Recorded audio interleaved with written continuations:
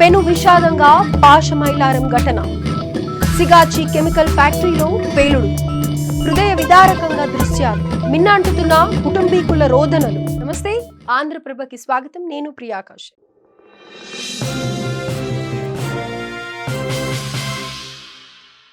Chemical ఫ్యాక్టరీలో జరుగుతున్న వరుస ప్రమాదాలు కార్మిక కుటుంబాలను ఛిద్రం చేస్తున్నాయి. ఎక్కడెక్కడి నుండో ఉపాధి కోసం వచ్చి చివరకు ప్రాణాలు కోల్పోతున్నారు. దీంతో ఆ కార్మికుల కుటుంబాలన్నీ రోడ్డున పడుతున్నాయి. ఇక తాజాగా సంగారెడ్డి జిల్లా పరిధిలోని పాశమైలారం పారిశ్రామిక వాడలో జరిగిన పెను విషాద ఘటనతో తెలంగాణ రాష్ట్రం ఉలిక్కిపడింది. సిగాచి కెమికల్ ఫ్యాక్టరీలో భారీ పేలుడు సంభవించింది. పరిశ్రమలోని రియాక్టర్ ఒక్కసారిగా భారీ శబ్దంతో పేలిపోయింది.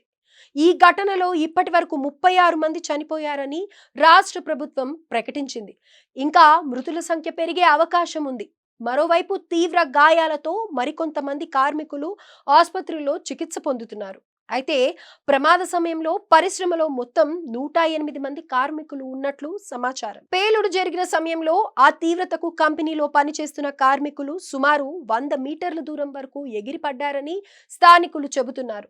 ఈ భారీ విస్ఫోటనంతో 3 అంతస్తుల భవనం కుప్పకూలింది. సమీపంలోని మరో భవనానికి బీటలు వారాయి. దీన్ని బట్టి అర్థం చేసుకోవచ్చు బ్లాస్టింగ్ తీవ్రత ఎంత ఎక్కువగా ఉందోనన్న విషయం. ఘటనా స్థలంలో పరిస్థితులు అత్యంత హృదయ విదారకంగా ఉన్నాయి. ప్రమాద బాధితుల రోదనలు మిన్నంటుతున్నాయి. ప్రమాదం జరిగిన వెంటనే ఘటనా స్థలానికి చేరుకున్న అగ్నిమాపక సిబ్బంది, పోలీసులు, ఎన్డీఆర్ఎఫ్ బృందాలు సహాయక చర్యలు చేపట్టాయి. శిథిలాల కింద చిక్కుకున్న వారిని వెలికి తీసేందుకు ముమ్మరంగా ప్రయత్నిస్తున్నారు. ఇక ఈ ప్రమాదంపై సంగారెడ్డి జిల్లా కలెక్టరేట్లో అధికారులు కంట్రోల్ రూమ్ ఏర్పాటు చేశారు. ప్రమాద బాధితుల వివరాల కోసం 0845527615 నెంబర్ను సంప్రదించాలని సూచించారు. భారీ స్థాయిలో పేలుడు సంభవించడానికి గల కారణాలపై పోలీసులు, అధికారులు పూర్తి స్థాయి దర్యాప్తు చేపట్టారు. డ్రైయర్ ఛాంబర్ లేదా యూనిట్ లో పేలుడు కారణంగా ప్రమాదం జరిగి ఉండొచ్చన్నది ప్రాథమిక అంచనా. ఇక డ్రైయర్ ఛాంబర్ ఇది పొడి వాతావరణాన్ని ఉంచే ఛాంబర్ లేదా యూనిట్. ఇక Sigachi company micro crystalline cellulose powder ను తయారు చేస్తుంది. ఇది డ్రగ్స్ తయారీలో బాండింగ్ మెటీరియల్ గా ఉపయోగపడుతుంది. అయితే ఈ మైక్రో క్రిస్టలిన్ సెల్యులోజ్ పౌడర్ తయారయ్యాక కొంత తేమ ఉంటుంది. దాన్ని పూర్తిగా తొలగించడానికి వీలుగా డ్రైయర్ ఛాంబర్ ను వినియోగిస్తారు. అందుకే ఎలాంటి ఫార్మా కంపెనీల్లో అయినా ఈ డ్రై ఛాంబర్ అనేది చాలా కీలకం.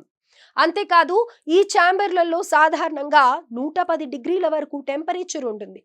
దానికి మించి ఉష్ణోగ్రత పెరిగినా లేదా ఒత్తిడి పెరిగినా ప్రమాదాలు జరిగే అవకాశం ఉంది. అలాగే డ్రైయర్లోకి వచ్చే పైప్ లైన్ లో ప్రెజర్ పెరిగినా కూడా బ్లాస్ట్ అయ్యే ఛాన్సెస్ ఉన్నాయి. సో సిగాచి ఫ్యాక్టరీలో కూడా ఇదే జరిగి ఉండొచ్చన్న అనుమానాలున్నాయి.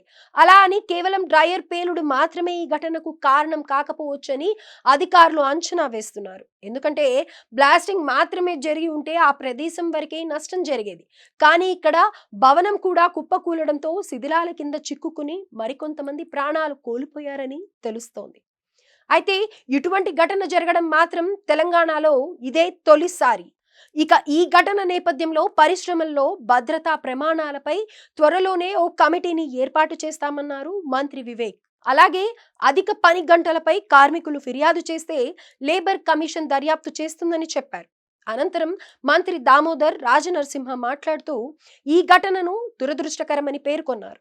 ప్రమాదం జరిగిన తర్వాత అన్ని విభాగాల అధికారులు సత్వరమే స్పందించారన్నారు.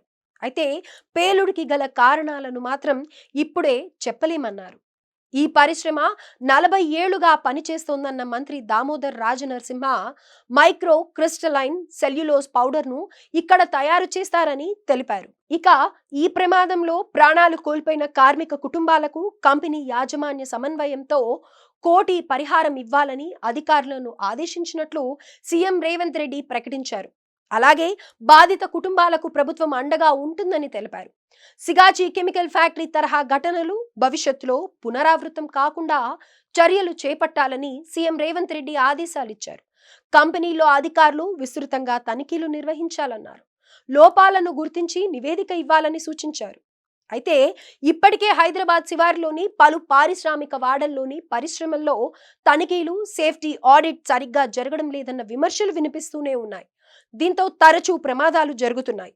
ఈ క్రమంలోనే దీనిపై సమగ్ర పరిశీలన జరగాల్సిన అవసరం ఉందన్న సీఎం రేవంత్ రెడ్డి నిపుణుల సాయంతో నివేదిక రూపొందించాలని సూచించారు.